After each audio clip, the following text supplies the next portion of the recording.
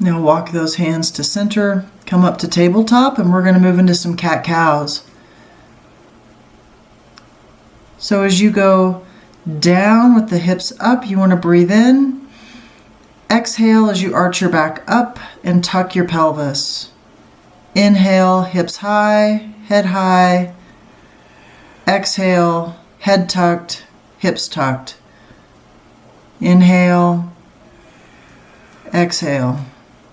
Back into child's pose. Really stretch your arms out right in front of you and let your hips sink. And just breathe here.